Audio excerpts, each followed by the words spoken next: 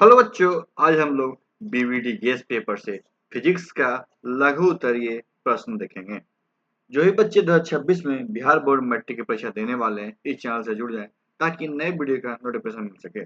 हम लोग इस चैनल पे कंप्लीट पूरे बीवीडी गेस का क्वेश्चन एंड आंसर कराएंगे। इसके पहले अभी तक फिजिक्स का ऑब्जेक्टिव क्वेश्चन अपलोड किया जा चुका है। जिन लोगों ने नहीं देखा होगा जाके देख सकते हैं। आज हम लोग शुरू करते हैं लघु उत्तरीय प्रश्न, फिजिक्स का लघु उत्तरीय प्रश्न। तो शुरू करते हैं प्रकाश का परावर्तन चैप्टर का। प्रकाश, परावर्तन तथा अपवर्तन। प्रकाश के परावर्तन तथा अपवर्तन चैप्टर का ऑब्जेक्टिव क्वेश्चन। प्रश्न पहला, अवतल दर्पण के क्या उपयोग हैं? अवतल दर्पण, अवतल दर्पण के क्या उपयोग हैं? तो अवतल दर्पण के निम्नांकित उपयोग हैं। अवतल दर्पण क्या है? अवतल दर्पण के निम्नांकित उपयोग हैं।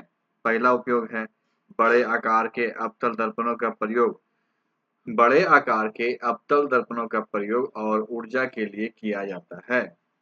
इनका प्रयोग वाहनों के, इनका प्रयोग वाहनों के हेडलाइट्स, लैंपों, सर्च लाइट, टॉर्च आदि बनाने में किया जाता है।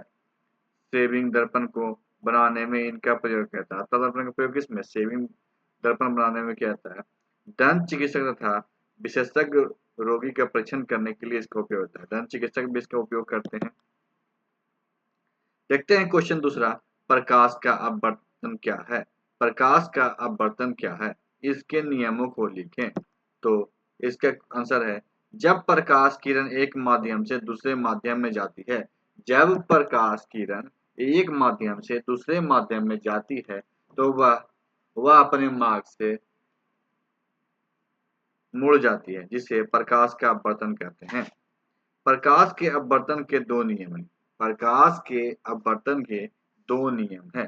पहला, आपतित किरण, परावर्तित किरण तथा आपतन बिंदु पे अभिलंब तीनों एक ही तल में होते हैं। आपतित किरण, परावर्तित किरण तथा आपतन बिंदु पे अभिलंब तीनों एक ही तल में होते हैं।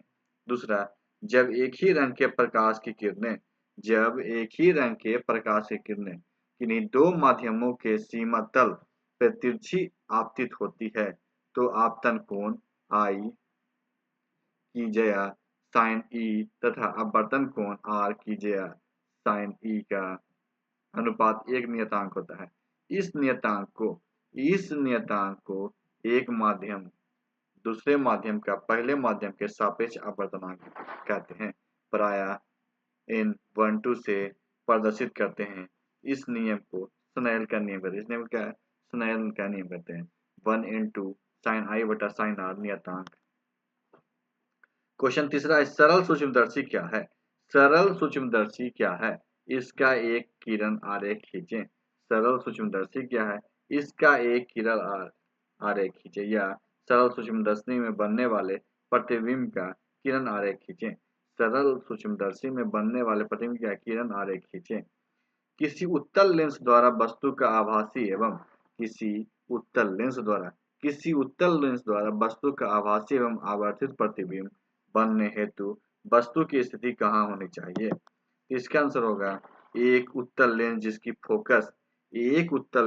फोकस एवं प्रकाश केंद्र के बीच रखी वस्तु, एक उत्तल लेंस जिसकी फोकस एवं प्रकाश केंद्र के बीच रखी वस्तु विशाल प्रतिबिंब दिखाता है। सरल सूक्ष्मदर्शी कहलाता है। क्या कहता है? सरल सूक्ष्मदर्शी कहलाता है। देखते हैं किरण आरेख। किरण आरेख क्या है? फोकस 1, फोकस 2, यहाँ ए बी पे वस्तु रखा हुआ है। यहाँ देखते हैं, यहाँ बिंब ए बी का प्रतिबिंब ए डैश बी है। बिंब ए बी का प्रतिबिंब क्या है? ए डैश बी। ये वस्तु है, इसका प्रतिबिंब ये है। वस्तु का फोकस के पास रखा हुआ है। देखते हैं लेंस की क्षमता क्या है? मान और मात्रक लिखें। लेंस की क्षमता क्या है? इसके मान और मात्रक लिखें। किसी लेंस की क्षमता लेंस की फोकस दूरी के प्रतिलोम के बराबर होती है। किसी लेंस की क्षमता लेंस के फोकस दूरी के प्रतिलोम के बराबर होती है। जब फोकस दूरी मीटर में नापी हो, जब क्या फोकस दूरी मीटर में नापी हो तो लेंस की क्षमता 1/f, लेंस की क्षमता क्या है? 1/f, जहाँ एफ का मान मीटर में है, लेंस की क्षमता का मात्रक डायोप्टर होता है। लेंस की क्षमता का मतलब क्या होता है? डायोप्टर। एक डायोप्टर उस लेंस की क्षमता होती है जिसकी फोकस दूरी 1 मीटर। एक लेंस में प्रकाश किरण किस प्रकार गमन करती है? एक आरेख द्वारा व्यक्त करें। एक लेंस में प्रकाश किरण किस प्रकार गमन करती है? एक आरेख द्वारा व्यक्त करें। या कोई वस्तु की किसी अवतल लेंस में प्रकाशित केंद्र तथा फोकस के बीच रखा गया हो, बनने वाले प्रतिबिंब का किरण आरेख खींचें। सरल सूक्ष्मदर्शी क्या है? किरण आरेख खींचें। सरल सूक्ष्मदर्शी क्या है? किरण आरेख खींचें। यहाँ देखते हैं किरण आरेख है। वस्तु फोकस और सेंटर के बीच में रखी हुई है। इसका प्रतिबिंब ए डैश बी बन रहा है और यहाँ पे हम लोग देखते हैं किरण आरेख किया लेंस से जब प्रकाश की किरण गमन करती है तो प्रतिबिंब कहाँ? पीछे आभासी काल्पनिक बन रहा है। देखते हैं अवतल लेंस को अपसारी लेंस क्यों कहा जाता है? अवतल लेंस को अपसारी लेंस क्यों कहा जाता है? अवतल लेंस के द्वारा समांतर प्रकाश की किरणें अवतल लेंस द्वारा समांतर प्रकाश की किरणें आपतन के बाद अपवर्तित होकर आपस में फैल जाती है। यानी अवतल लेंस प्रकाश के समांतर अवतल लेंस प्रकाश के समांतर किरणें को अपसारित कर देती है। अवतल लेंस को इसी गुण के कारण अपसारी लेंस कहते हैं। अवतल लेंस का इसी गुण के कारण अपसारी लेंस कहते हैं। क्वेश्चन है प्रकाश के परावर्तन के नियमों को लिखें। प्रकाश के परावर्तन के नियमों को लिखें। इसे किरण आरेख से दर्शाएं। इसे क्या है? किरण आरेख से दर्शाएं। प्रकाश का परावर्तन किसे कहते हैं? इसके नियमों को लिखें। प्रकाश का परावर्तन किसे कहते हैं? इसके नियमों को लिखें। आंसर है जब प्रकाश किसी पॉलिश की हुई या चमकदार सतह पर पड़े तो यह एक सुनिश्चित दिशा में वितरित होती है। किसी पॉलिश की हुई सतह से प्रकाश का एक सुनिश्चित रूप से दिशा बदलने की परिघटना को परावर्तन कहते हैं। प्रकाश के परावर्तन के दो नियम हैं। आपतित किरण दर्पण के आपतन बिंदु पे अभिलंब तथा परावर्तित किरण किसी एक ही तल में होते हैं। परावर्तन कोण सदैव आपतन कोण के बराबर होता है। परावर्तन कोण क्या है? सदैव आपतन कोण के बराबर होता है। यहाँ देखते हैं आपतित किरण है और ये परावर्तित किरण है। अभिलंब तीनों क्या है? एक ही बिंदु पे है। उत्तल लेंस के दो उपयोग को बताएं। उत्तल लेंस के किन्हीं दो उपयोग को बताएं। तो उत्तल लेंस के दो उपयोग इस प्रकार हैं। उत्तल लेंस के दो उपयोग क्या है? इस प्रकार हैं। नेत्र से दूरदृष्टि दोष को सुधारने में। नेत्र से क्या है? जब किसी मनुष्य को दूरदृष्टि दोष हो तो उत्तल लेंस का उपयोग करते हैं। छपाई के छोटे अक्षरों को पढ़ने में। देखते हैं क्वेश्चन नंबर 9। पानी में रखा सिक्का उठा हुआ दिखता है क्यों? पानी में रखा हुआ सिक्का उठा हुआ दिखता है क्यों? क्योंकि इसका कारण प्रकाश का अपवर्तन है। इसका कारण क्या है? प्रकाश का अपवर्तन। जब प्रकाश की किरण सघन माध्यम से चलकर विरल माध्यम में प्रवेश करती है तो अविलंब से दूर हट जाती है, जिसके कारण बाहर से देखने में हमें सिक्का ऊपर उठा दिखाई देता है। क्वेश्चन 10वां देखते हैं। उत्तल लेंस में वस्तु का आभासी एवं आवर्धित प्रतिबिंब होते वस्तु की स्थिति कहाँ होनी चाहिए? उत्तल लेंस में वस्तु का आभासी एवं आवर्धित प्रतिबिंब हेतु वस्तु के कहाँ होना चाहिए? तो जब वस्तु क्या मुख्य फोकस एफ और लेंस के बीच रखता रहता है, इस अवस्था में प्रकाश की किरण अपवर्तन के बाद नहीं मिलती, परंतु पीछे बढ़ाने पर ये किरणें बी से आती हुई प्रतीत होती है। इसलिए ए बी का प्रतिबिंब ए डैश बी वस्तु के पीछे उसी ओर बनता है और यह सीधा बड़ा और आभासी बनता है। सीधा और बड़ा क्या? आभासी बनता है। यहाँ देखते हैं वस्तु है, लेंस से आती हुई किरण को जब पीछे की ओर बढ़ाते हैं यहाँ आभासी प्रतिबिंब बनता है। उत्तल लेंस को अभिसारी लेंस क्यों कहा जाता है? उत्तल लेंस को अभिसारी लेंस क्यों कहा जाता है? उत्तल लेंस के द्वारा आपतित समांतर किरणें अपवर्तन के फलस्वरूप एक बिंदु पे मिलती है। यानी यह लेंस प्रकाश के समांतर किरणों को अभिसारित करता है। अतः उत्तल लेंस को इसी गुण के कारण से अभिसारी लेंस कहते हैं। गोलीय दर्पण क्या है? एक गोलीय दर्पण की वक्रता त्रिज्या 20 सेंटीमीटर, तो इसकी फोकस दूरी क्या होगी? एक गोलीय दर्पण क्या है? एक गोलीय दर्पण क्या है? वक्रता त्रिज्या 20 सेंटीमीटर, इसकी फोकस दूरी क्या होगी? ऐसे दर्पण जिसका परावर्तक पृष्ठ गोलीय हो, ऐसा दर्पण जिसका परावर्तक पृष्ठ गोलीय हो, गोलीय दर्पण कहलाते हैं। फोकस दूरी बराबर वक्रता त्रिज्या बटा 2, मतलब 20 बटा 2 बराबर 10 सेंटीमीटर।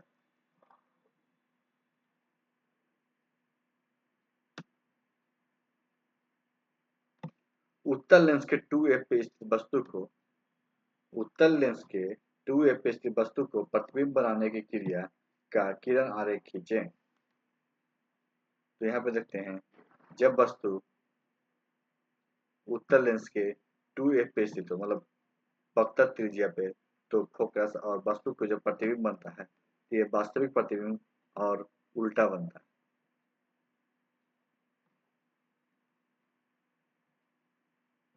निम्नांकित स्थितियों में प्रयुक्त दर्पण का प्रकार बताइए।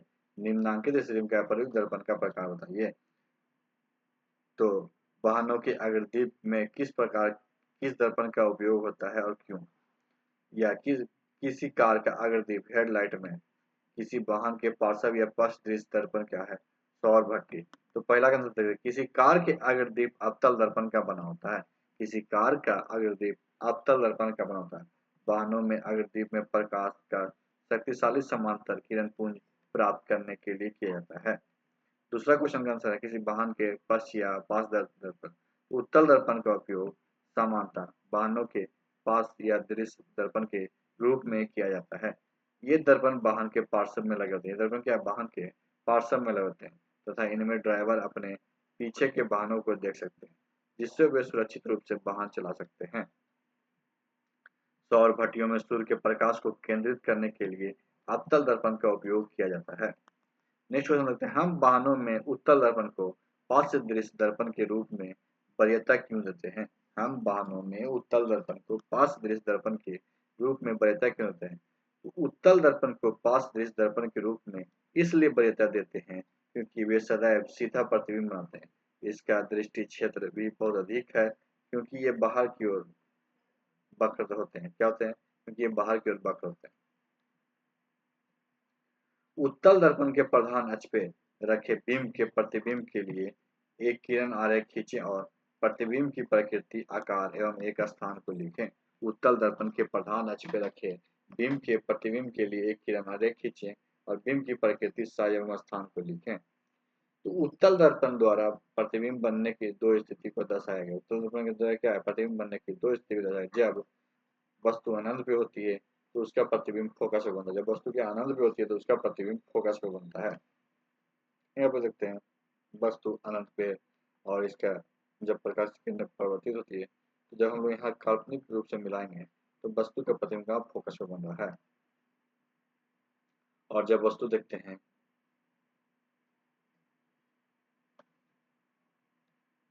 जब बिंब इन्फिनिटी और दर्पण के ध्रुव के बीच रहता है तो प्रतिबिंब दर्पण के पीछे आभासी और छोटा बनता है।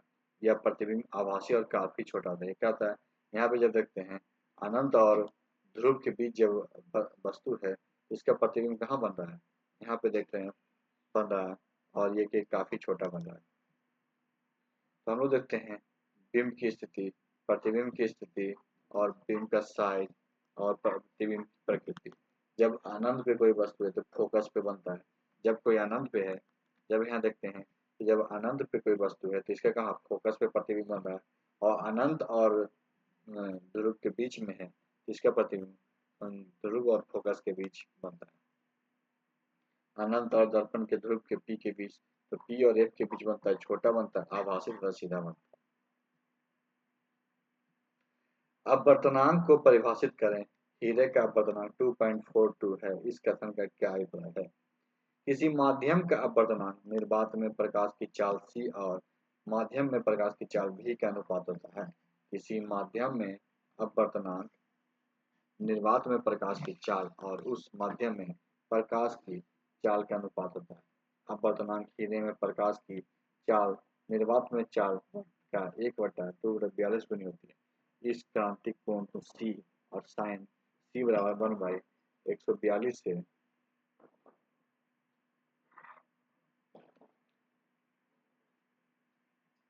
प्राप्त जो छोटा आता है इसका पूर्ण आंतरिक परावर्तन के लिए ज्यादा उचित है। देखते हैं क्वेश्चन नंबर 18।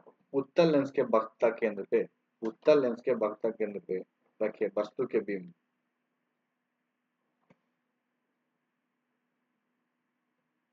के लिए एक किरण आरेख खींचें। उस प्रतिबिंब की प्रकृति और आकार एवं स्थान लिखें। उत्तल लेंस के वक्रता के त्रिज्या केंद्र पे रखे किसी बिंब का प्रतिबिंब। जब हम वक्रता त्रिज्या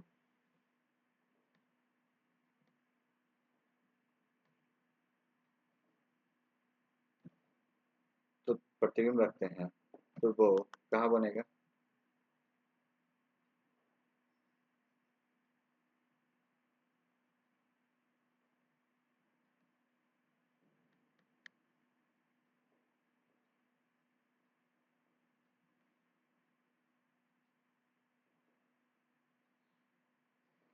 देखते हैं बिंब की स्थिति। जब आनंद पे रखते हैं तो फोकस पे बनता है और अत्यधिक छोटा बिंदु के साइज के बनता है। आभासी तथा सीधा बनता है।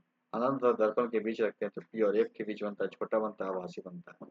तो अनंत और दर्पण के बीच हम लोग जब वक्रता त्रिज्या पे रखेंगे तो वो पी और एफ के बीच बनेगा इसका प्रतिबिंब।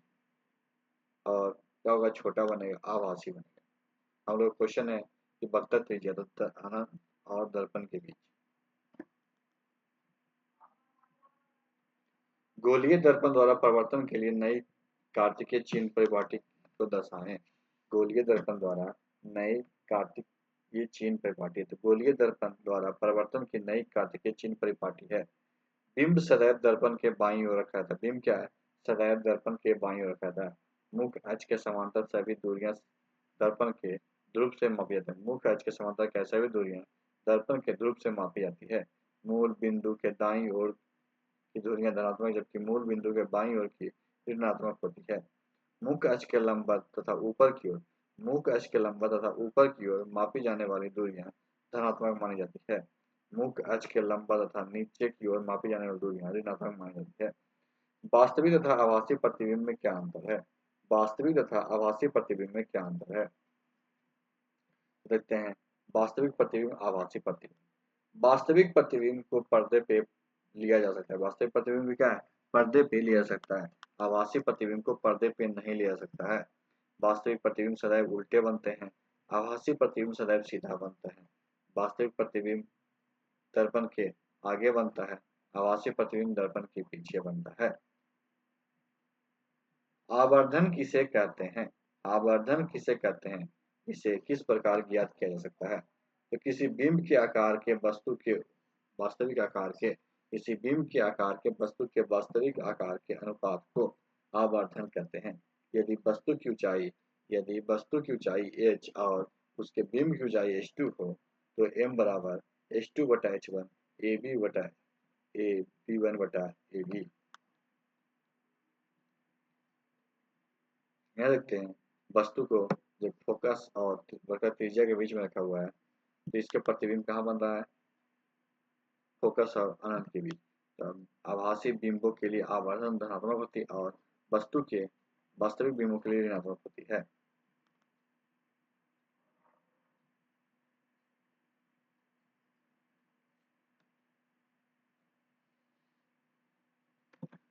उत्तल दर्पण तथा अवतल दर्पण में अंतर लिखिए।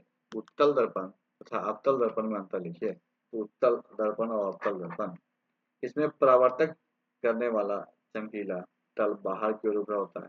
इसमें परावर्तक करने वाला चमकीला तल अंदर धंसा हुआ होता है। इसमें आभासी प्रतिबिंब बनता है। इसमें वास्तविक तथा आभासी दोनों प्रतिबिंब बनता है। इसमें सीधा प्रतिबिंब बनता है। इसमें प्रतिबिंब उल्टा तथा सीधा दोनों बनता है। इसमें प्रतिबिंब छोटा बनता है। इसमें प्रतिबिंब बड़ा, छोटा तथा वस्तु के आकार के बराबर तीनों प्रकार के बनते हैं। ये उत्तल दर्पण है और ये अवतल अवतल दर्पण में। देखते हैं नेक्स्ट क्वेश्चन। किसी अवतल दर्पण द्वारा वस्तु का आभासी एवं आवर्धित प्रतिबिंब बनाने के लिए वस्तु कहाँ होनी चाहिए? किसी अवतल दर्पण द्वारा वस्तु का आभासी एवं आवर्धित प्रतिबिंब बनाने के लिए कहाँ होना चाहिए? तो फोकस और वक्ता केंद्र के बीच में चाहिए। फोकस और वक्ता केंद्र के बीच में चाहिए। तो आज की वीडियो में समाप्त करते हैं। नेक्स्ट वीडियो हम लोग क्वेश्चन 24 से आगे पढ़ेंगे। तो आज की वीडियो यहीं पर समाप्त करते हैं। वीडियो अच्छा लगा वीडियो को लाइक कीजिएगा, दोस्तों का शेयर कीजिएगा और हमारे चैनल को भी सब्सक्राइब कीजिएगा। वीडियो देखने के लिए आपका धन्यवाद।